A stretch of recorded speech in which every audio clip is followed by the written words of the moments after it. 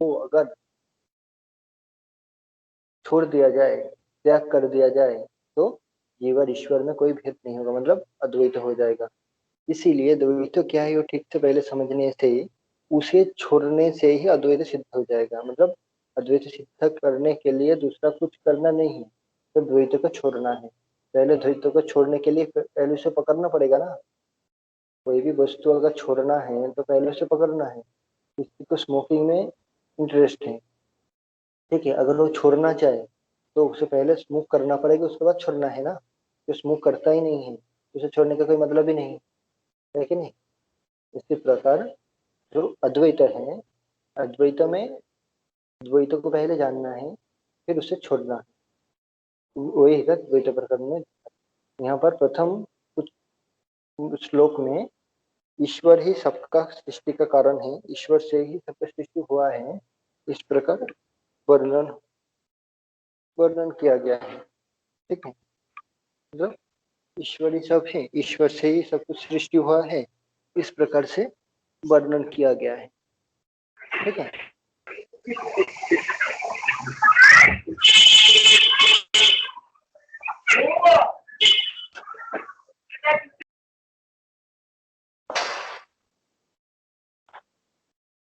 समझ में आ रहा है ना।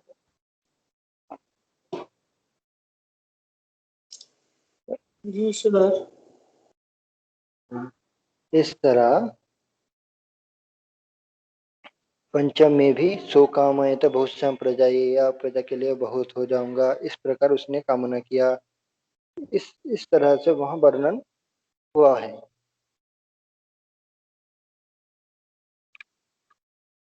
अभी षष्ठ षष्ठ श्लोक में नंबर 6, पेज नंबर 93, श्लोक नंबर 6, उसमें भी वही वर्णन कर रहे हैं क्या, इस सृष्टि से पहले ईश्वर ही था, ईश्वर ने ही सबका सृष्टि किया है, ईश्वर ही सब में प्रवेश किया है। ऐसे आत्मा वेदम एक आसे नान्य किंचन विशत ईक्षता लोकानुसृजयति, मतलब आत्मा ही सृष्टि से पहले एक ही था, अन्य कुछ भी नहीं था। ठीक है, इक्षत लोकानुसृजयति, उसने इच्छा किया कि लोगों को, इस प्रपंच को सृष्टि करूं। ये ऐतरेय उपनिषद में लिखा है।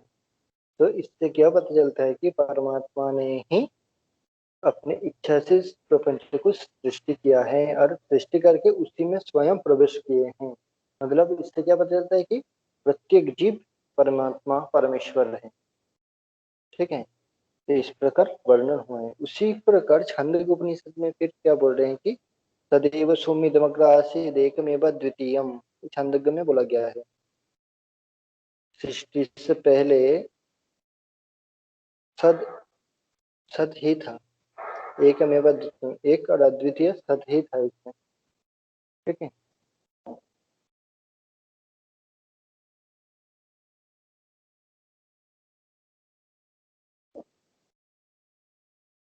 सृष्टि से पहले सद ही था, तो सद होने से उससे जो उत्पत्ति होने वाला वस्तु भी सद ही होगा। सदैव सौम्यदमग्र आसीत, इदमग्रे सदैव आसीत् बहुत्वाय तदैक्षत तेजोन्नवंडादीनि ससर्जेति सामगाः। इस प्रकार सामवेदीय जो छांदोग्योपनिषद में इस तरह ही वर्णन है कि उससे तेज जल पृथ्वी अन्न तथा अंडजादि जो प्राणी हैं सबका उत्पत्ति हुआ है। किससे? वो परमात्मा से ही, सदैव संविदमग्र आसीत्, वो परमात्मा से ही सबका उत्पत्ति हुआ है। मतलब एक बात देखो, ये सभी श्लोक में वर्णन क्या कर रहे हैं, वर्णन यही कर रहे हैं कि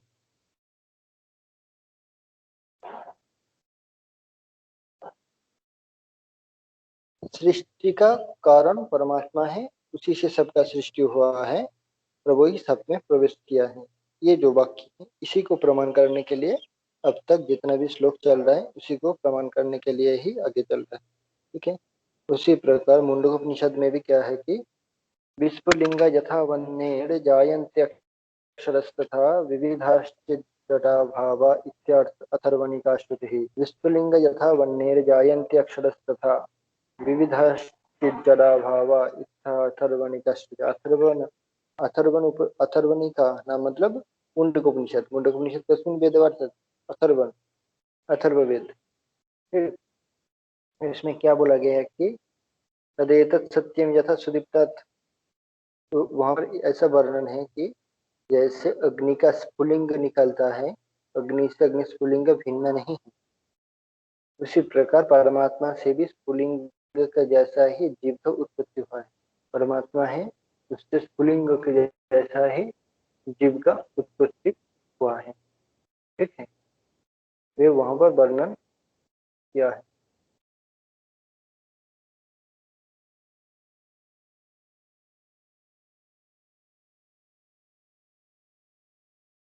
ठीक है,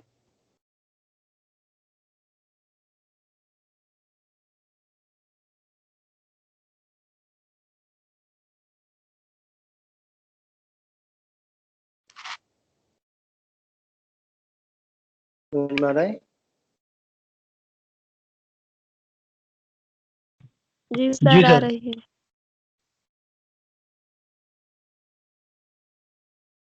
हाँ।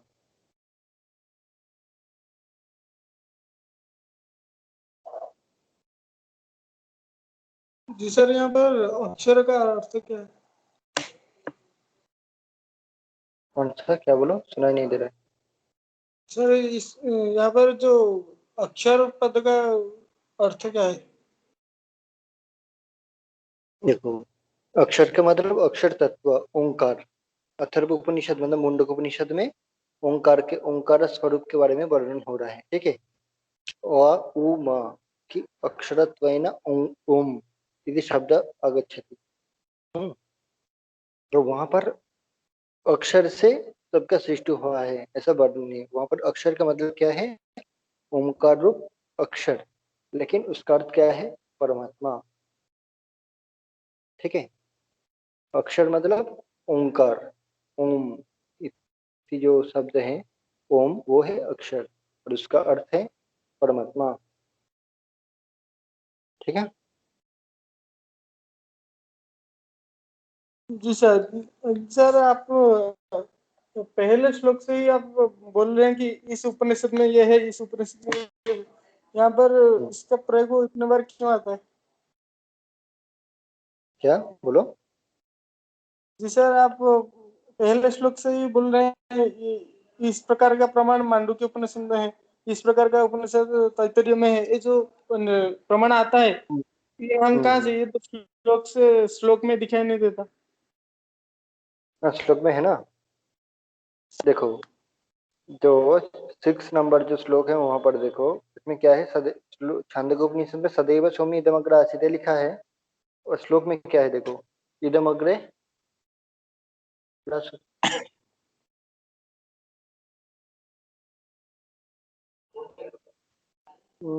अभी स्टार्ट।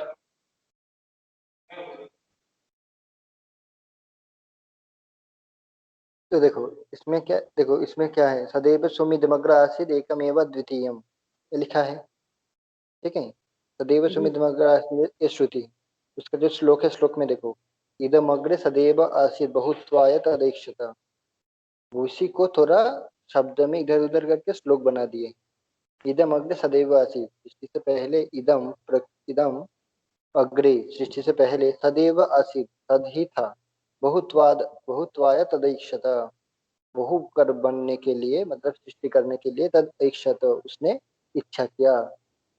ठीक है, उसके बाद क्या क्या सृष्टि हुआ? तेजो अब अन्न अंडजादिनम ससर्जेति सच सामगाह।